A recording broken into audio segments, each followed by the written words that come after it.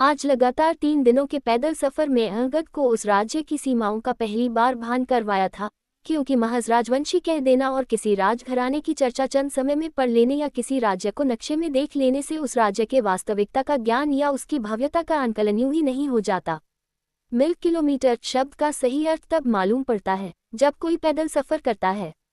जब सूर्य की गर्मी माथे को मोम की तरह पिघालने लगे और इंसान तड़पकर बड़े ही कातर भाव से सूर्य की ओर देखकर प्रार्थना करे कि थोड़ा कम ताप हो, और उसी समय अचानक यदि बादल उन्हें ओट में घेर छांव दे दे तो ऐसा लगता है कि जन्मों की तपस्या का फल मिल गया। मंजिल तक पहुंचने वाला राहगीर किस तरह वहां तक पहुंचा है, यह उसके व्यवहार में परिवर्तन, उसके चेहरे के भाव, कपटों की दशा और कदमों का बिगड़ा रूप स्पष्ट बयां करता है, और उसका ये भाव उससे ज्यादा अच्छा कोई समझ भी नहीं सकता। कुछ ऐसा ही हाल आज अंगद का था, क्योंकि जैसे ही आज उसने महज एक कहानी समझकर अंशुल कुमार और अपूर्वा को जानना चाहा, और जब खुद को उनसे संबंधित पाया तो उसकी मन की करुणा, प्रेम भाव ने उसे भी विह्वल कर दिया। वह बहुत देर तक तो सिर्फ देखता ही रहा कि क्या कहा जा रहा है, लेकिन जब सुनिश्चित हुआ कि कहने वाला कितनी मजबूती से अपना पक्ष रख रहा है, तो वह अंदर तक कांप उठा।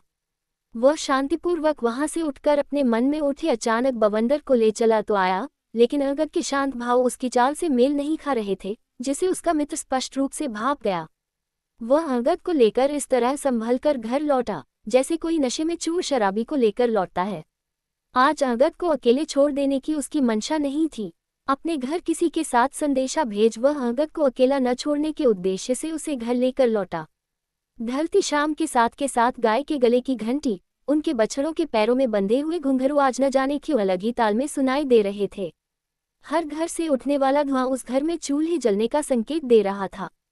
कंडे और सन की लकड़ी के साथ आम जामुन और खरेटा के साथ बाबुल की लकड़ी का ईंधन में समावेश एक अलग ही महक दे रहा था। उन सब के बीच दूर आम के पेड़ पर लगा मधुमक्खी का छत्ता जैसे जानबूझकर ही अपनी महक से उस उपस्थिति का अनुभव करवा रहा था। अंगद अचानक बड़बड़ा उठा, किससे पूछूं इन मधुमक्खियों से, बूढ़ी गाय से, पीपल से, या उन आम के पेड़ से जो वर्षों से खड़ा है? वह तो सच्चाई जानता ही होगा, लेकिन सच्चाई क्या है ये भी तो मालूम नहीं। जब प्रश्न ही पूरा नहीं, अधूरा सा है तो उत्तर को क्या तलाश करूं? ये तो एक अधूरे सच सा है। क्या मैं अपने माता पिता की संतान नहीं हूं? क्या उन्होंने मुझे सिर्फ पाल पोषकर बड़ा किया है, पर जीवों की उत्पत्ति के लिए नहीं? नहीं नहीं, संभव जान नहीं पड़ता। तभी कैलाश ने टोकते हुए कहा, अंगद क्या हुआ? तुम इतने विचलित कैसे हो गए? तुम्हें देखकर लगता नहीं कि तुम फौजी हो। कहकर उसने अंगद को जानबूझकर छेड़ा ताकि वह थोड़ा सतर्क हो सके, लेकिन लगता जैसे उसका दांव उल्टा हो गया। अंगद वहीं पर पड़े एक पत्थर पर बैठ गया और चिल्लाकर गुस्से के साथ कहने लगा, कैलाश मेरे दोस्त, मैं फौजी नहीं कैसे कह सकते हो? अगर दुश्मन मुहूर्त रूप में सामने खड़ा हो तो उसे छलनी कर दो, लेकिन यहाँ लड़ाई दुश्मन से नहीं, खुद के अस्तित्व से है। मैं समझ नहीं पा रहा हूँ। मैंने मन के प्रश्न को उत्सुकता के साथ जानना चाहा, लेकिन मेरी उत्सुकता ही जैसे मेरे लिए अभिशाप बन गई। ऐसा लग रहा है जैसे किसी ने बारूद के ढेर पर जलती हुई माचिस की तीली फेंक दी। यहाँ तो एक प्रश्न के समाधान को लेकर गया हुआ व्यक्ति अनेकों प्रश्नों को लेकर लौट गया, और वह पागलों की तरह जोर जोर से हंसने लगा। कैलाश ने सोचा कि भी नहीं था कि अंगद का ये रूप भी हो सकता है। ढलती शाम के साथ उसे अंगद का ये रूप और भी डरावना लग रहा था।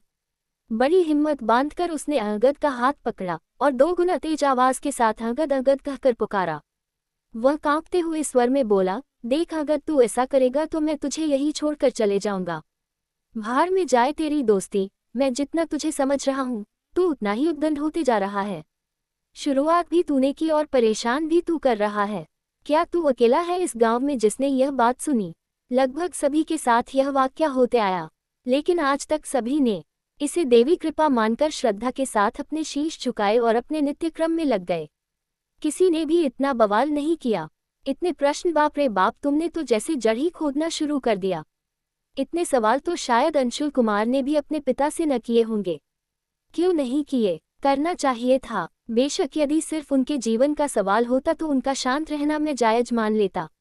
अपनी दुल्हन बनाकर गांव की सीमा तक लाना और उसे इंतजार करने का कहकर फिर लौटकर न आना, ये कैसे संस्कार है? क्यों नहीं पलटकर उन्होंने एक बार अपने पिता से प्रश्न किया कि आखिर कुलवधू के रूप में अपूर्वा में क्या कमी थी, या फिर उन्हें यह हक ही नहीं था कि वे उस महाशक्ति का आह्वान कर दे? तब बेशक मैं उन्हें गुनहगार नहीं समझता, पूछ लेते एक बार आश्रम से लौटकर अपने पिता से कि उनकी मंशा क्या है, या अपना मंतव्य रखने के पश्चात अपूर्वा का आह्वान करते। तब शायद ये नौबत नहीं आती। एक तरफ आज्ञाकारी पुत्र होकर उन्होंने एक अच्छे पति होने का गौरव समाप्त कर दिया। समझ रहे हो, कैलाश किसी अनजान को घर की दहलीज तक लाकर खड़े कर देना, और घर के अंदर जाकर जब बाहर निकलने में देरी हो तब उनके मन में इतने प्रश्न उठते होंगे। बेशक वह कुछ ना कर पाया, लेकिन उसकी आंखें सब कुछ बयां करती होगी।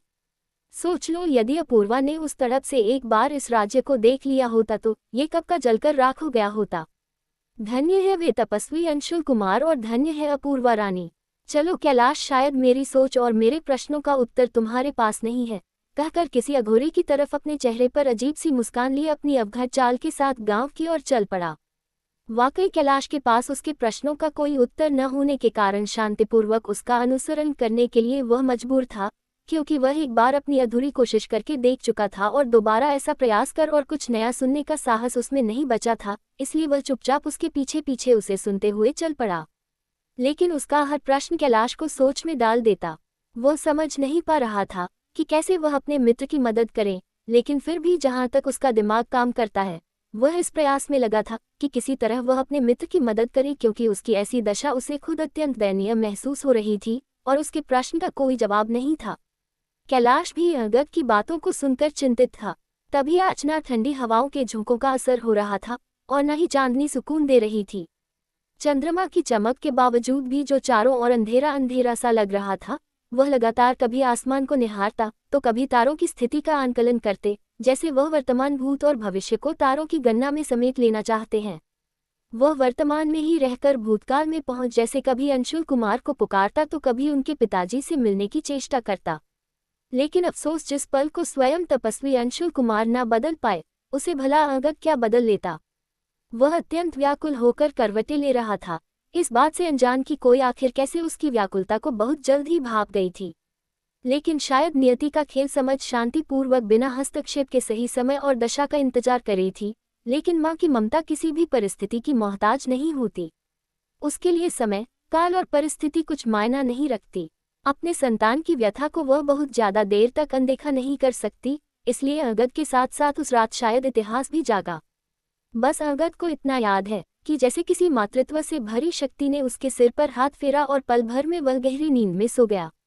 सब कुछ शांत, निश्चल, एक अबोध बालक की तरह चेहरे पर मुस्कान लिए वह गहरी नींद जाने कब तक सोता रहा।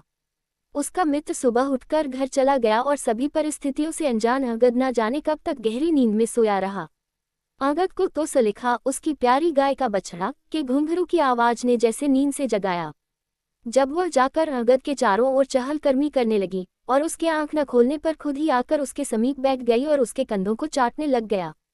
अंगद की लाडली बछिया, जिसे वह बरबस प्यार करता था, उसका मानना था कि वह उसके लिए किसी परिवार के सदस्य से कम नहीं, क्योंकि जब से उसने होश संभाला तब से उसे सिर्फ उसी गाय का दूध पसंद आया जिसकी वह बछिया है।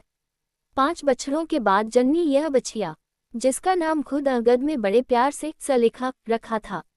प्यार से उसे घुंघरू पहनाने की जिद कर पूरे दिन वह पीतल के घुंघरू और कौड़ी की माला, मयूरपंख इतनी श्रृंगार सामग्री के लिए पैदल ही दूसरे गांव के बाजार में गया था। वह इंतजार भी ना कर पाया कि अगले 4 दिन बाद वही बाजार उसके गांव में आता। दोपहर तक भटकने के बाद वापस आकर बिना कुछ खाए पिए सलीखा को किसी प्यारे बच्चे की तरह सजा दिया गया था और सलीखा भी नए घुंघरू और श्रृंगार सामग्री को पाकर भारी खुशी थी। वह अंगद के आगे पीछे दिन भर भटकती रही, जैसे वह घुंघरुओं की आवाज से और अंगद को इलाज भर धन्यवाद कहना चाहती हो। चंद दिनों की छुट्टी में वह अंगद की लाडली बन गई थी। अंगद को अब कभी कभार इस बात का अफसोस होता है कि बहुत जल्द छुट्टियां खत्म होने पर उसे लौटकर जाना होगा। ये प्रेम उस बछिया के लिए एक अलग ही पराकाष्ठा थी। अंगद की माँ कई बार कहा करती थी कि काश कि तुमने इतना दुख कभी हमसे दूर जाने पर भी मनाया होता।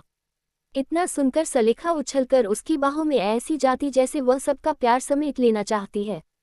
सलीखा से सब लोग बहुत प्यार करते।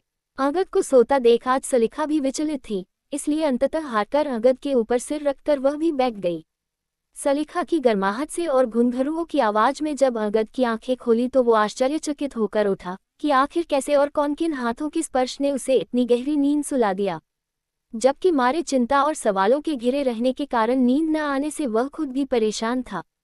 लेकिन सलीखा ने जैसे महज थोड़ी चहलकदमी और दुलार से उसे एक नया रास्ता दिखा दिया। वह नए सिरे से शांत दिमाग से एकाग्रचित होकर कुछ और भी विचार कर रहा था। उसने निश्चय किया कि अब वह गांव के बुजुर्गों से पहले जानकारी एकत्रित करेगा, फिर किसी निष्कर्ष की ओर बढ़ेगा। एक पल उसका विचार हुआ कि वह अपनी मां के सामने ही अपने प्रश्न पहले रखे, लेकिन उसके चिंतित होने और दोबारा उसे डांट सुनने का भय भी था, इसलिए वह जल्दी जल्दी तैयार हो अपने दोस्तों से मिलने की बात कहे घर से निकल गया। मां, मैं अपने दोस्तों से मिलकर जल्दी लौट आऊंगा, यह मां से कहे अंगद घर से निकल तो गया, लेकिन अंगद के मन में तो न जाने क्या क्या चल रहा था। कुछ दूर चलते ही उसे जैसे किसी जानी पहचानी आवाज ने रुकने पर मजबूर कर दिया। हर सवाल में एक जवाब है, जाने क्या देखता वो दिन में ख्वाब है, हर सवाल में छिपा जवाब है। अंगद ने पलटकर देखा तो उसे कोई दिखाई नहीं दिया। तब तो एक पल के लिए वह घबरा सा गया, लेकिन फिर खुद को संभालते हुए वह चारों ओर देखने लगा, लेकिन किसी को भी वहां ना पा भय के मारे वह आगे बढ़ने लगा। फिर जैसे उसे किसी ने तेज स्वर में पुकार, ये फौजी रुक, कहाँ जाता है? अब तो जैसे अंगद को काटो तो खून नहीं। पलटकर देखने की भी उसमें हिम्मत नहीं थी। फिर वही आवाज सुनाई दी, अब की बार तो और उच्च स्वर के साथ एक तेज अट्टहास ने उसे अंदर तक डरा दिया। उसका मन करा कि वो पलटकर भाग जाए, लेकिन भागे भी तो किधर, वह समझ नहीं पा रहा था। तभी धाम म की आवाज ने उसके होश उड़ा दिए। उसे एकदम से ऐसा लगा कि अब तो वो गया। एक पल के लिए सारे प्रश्न काफूर से हो गए। यहाँ तो सिर्फ अब अपने प्राण बचाने की बात थी। उसका दिल जोरों से धड़क रहा था, धड़कनें तेज हो गई थी, जैसे तेज हवाएं नाक फाड़कर बाहर आ जाएगी।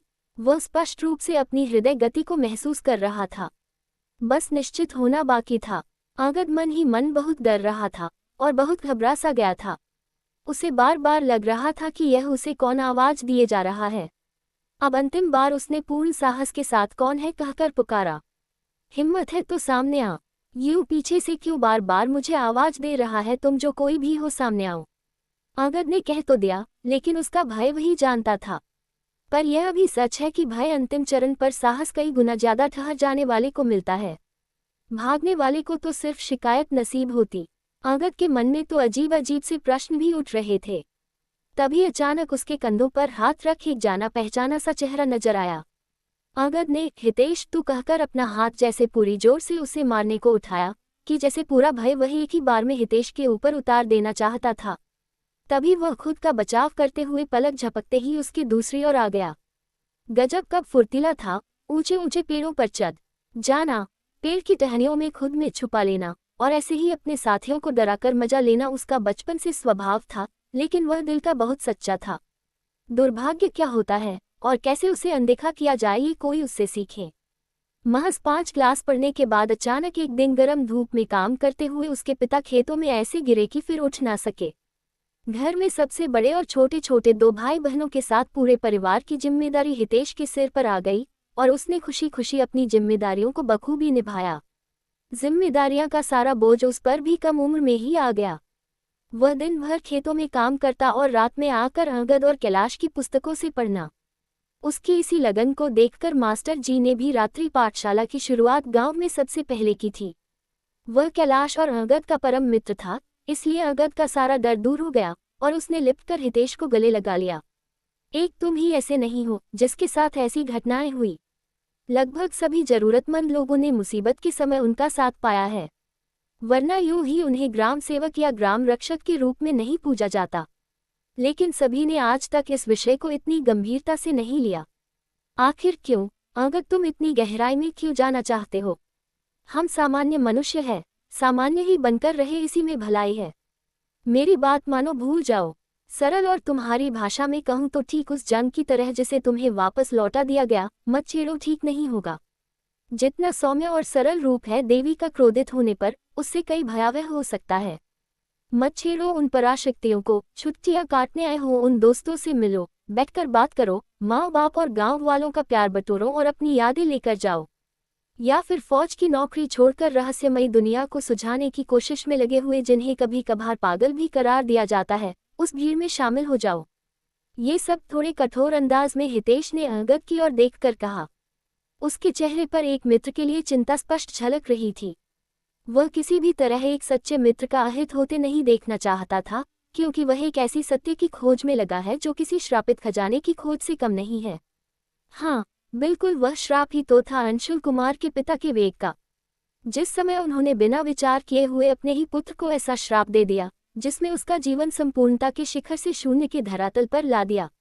उन्होंने सिर्फ अपनी एक महत्वाकांक्षा पूरी न होने पर अपने पुत्र ही नहीं वरन अपूर्वा राजकुमारी और संपूर्ण राज्य के जीवन को क्षण भर में अपनी क्रोध अग्नि में शायद उनकी खुशियों के साथ झोंक दिया, जिसका दुष्परिणाम उन्हें खुद भी आगे चलकर भुगतना पड़ा, जिसे शायद वे किसी से बयां भी ना कर पाए। उनके श्राप का प्रवाह सबसे ज्यादा उनके राज्य और उन पर ही पड़ा। ऋण से मुक्ति मानकर मानव जीवन का कर्ज समझ उसे सहर्ष स्वीकार कर गए। आज भी राजमहल के उस मंदिर में सिर्फ 2 पुष्प चढ़ाकर उनके पिता की सलामती देख लौट आते हैं, लेकिन कहते कुछ नहीं है।